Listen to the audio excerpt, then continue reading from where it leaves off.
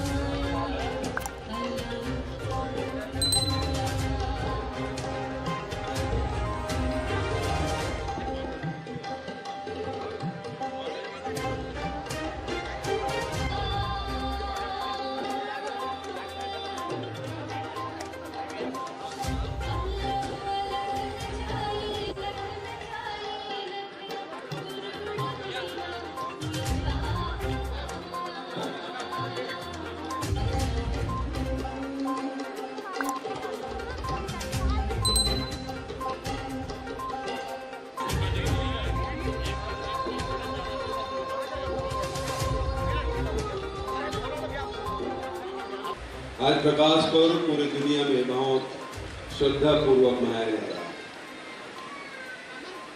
गुरु नानक देव का प्रागट्य उत्सव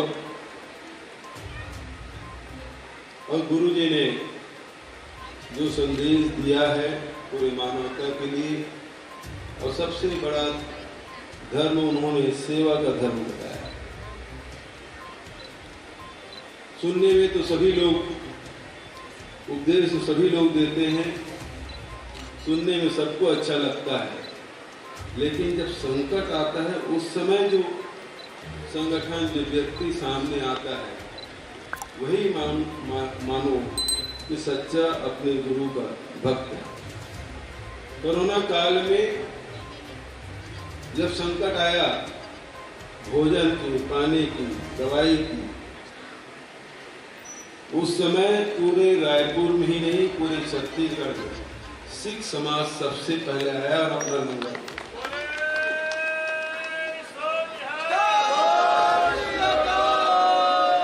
ये गुरु के प्रति अटूट आस्था का प्रतीक और सेवा का उदाहरण पूरे दुनिया में। इससे बड़ा उदाहरण किसी पंथ, किसी धर्म और उसके अनुयायी के द्वारा और कहीं दिखाई नहीं देता। न केवल छत्तीसगढ़ में, बल्कि दिल्ली में जब सिलेंडर नहीं मिल रहा, ऑक्सीजन नहीं मिल रहा, लोगों को गाड़ियां नहीं मिल रही थी, दवाइयां नहीं मिल रही थी, रेमडेसिविर नहीं मिल रहा था, उस समय इसी पंथ के लोगों ने सेवा दी, जो सबसे उत्कृष्ट उदाहरण है।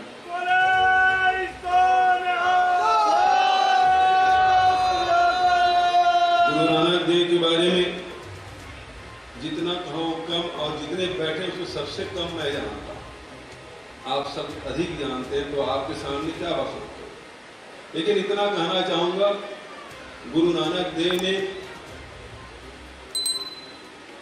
हमारे हिंदुस्तान में बहुत से संत महात्मा हुए, लेकिन सबसे ज्यादा यात्रा कोई संत किया है तो गुरु नानक देव ने किया।